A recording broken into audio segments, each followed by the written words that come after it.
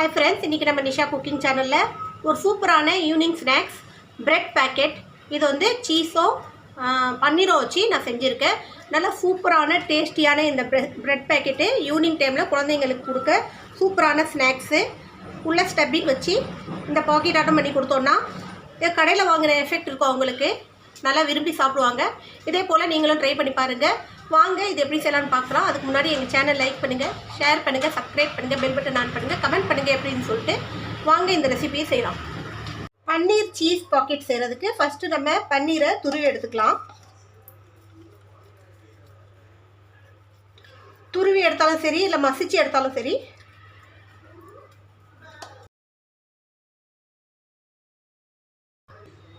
இதுலேயே சீஸும் துருவி போட்டுக்கலாம், மொசரல்லா சீஸு.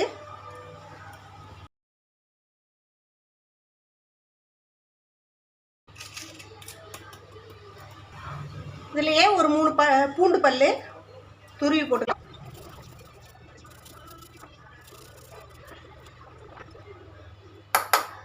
கொஞ்சோண்டு கொத்தமல்லி,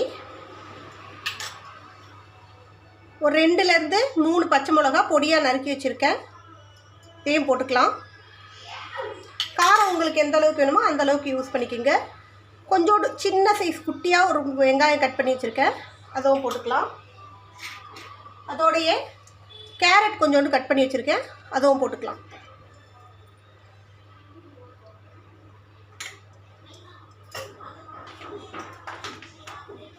இதோட கொஞ்சோண்டு மயோனஸ்.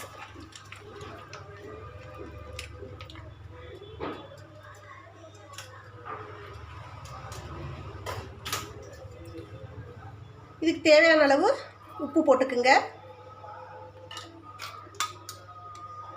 கொஞ்சமாக ஜீரகப்பொடி, ஒரு 1/4 ஸ்பூன் அளவுக்கு ஜீரகப்பொடி.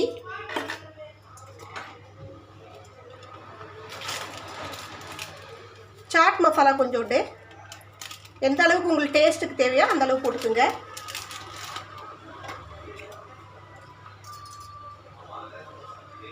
இப்போ இது எல்லாத்தையும் ஒன்றா மிக்ஸ் பண்ணிக்கலாம்.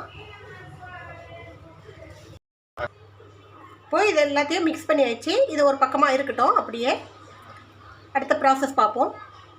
இந்த மாதிரி ப்ரெட் எடுத்துக்கோங்க. அது லைட்டாக தண்ணியை சும்மா ஈர கையால் இப்படி தடவி விட்ட பிறகு நம்ம இதை மிக்ஸ் பண்ணி வச்சுருக்கிற பன்னீரும் சீஸும் இதில் வச்சு இந்த மாதிரி அமுக்கி விட்ருங்க.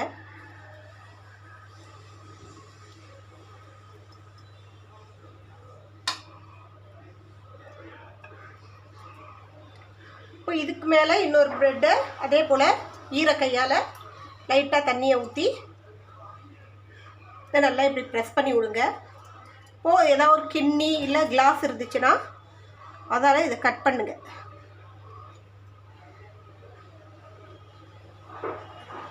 இந்த ப்ரெட்டோட ஓரங்களை எடுத்துடலாம். இப்போ இது நம்ம வேஸ்ட் பண்ண தேவையில்லை. இது வேறு ஏதாவது செய்யும்போது ப்ரெட் க்ரம்பாக நம்ம யூஸ் பண்ணிக்கலாம்.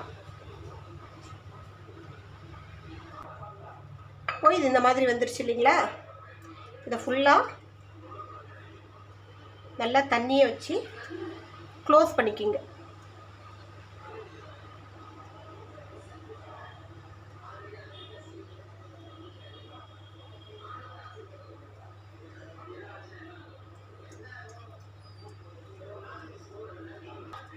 இதே போல் எல்லாத்தையும் ரெடி பண்ணி வச்சுக்கலாம்.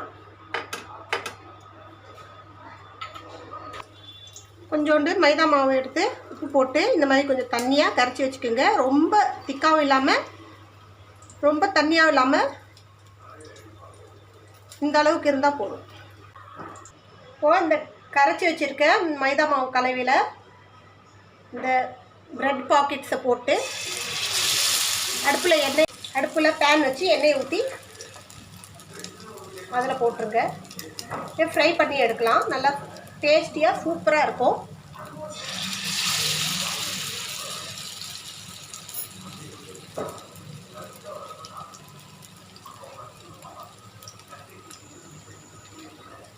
ஒரு சைடு நல்லா ப்ரௌன் ஆனதும் இன்னொரு சைடு திருப்பலாம்.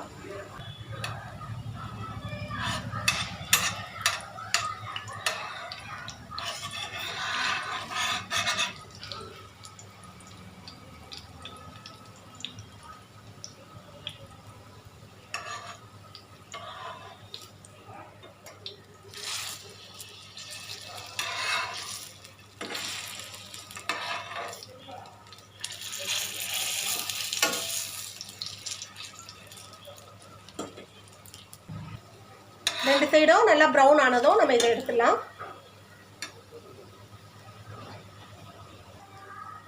இந்த மாதிரி ப்ரௌன் ஆகணும். டீப் ஃப்ரை பண்ண தேவையில்லை, ஷாலோ ஃப்ரை தான் பண்ணணும். நல்லா சூப்பரான ஈவினிங் ஸ்நாக்ஸ் இது.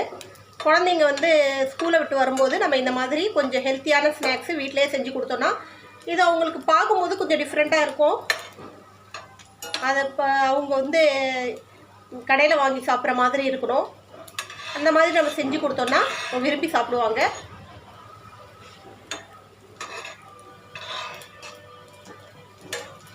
இந்த மாதிரி 2 சைடும் மாற்றி மாற்றி நம்ம இதை வந்து ஃப்ரை பண்ணிட்டோன்னா நல்லா சூப்பரான ஈவினிங் ஸ்நாக்ஸ் ரெடி ஆகிடும்.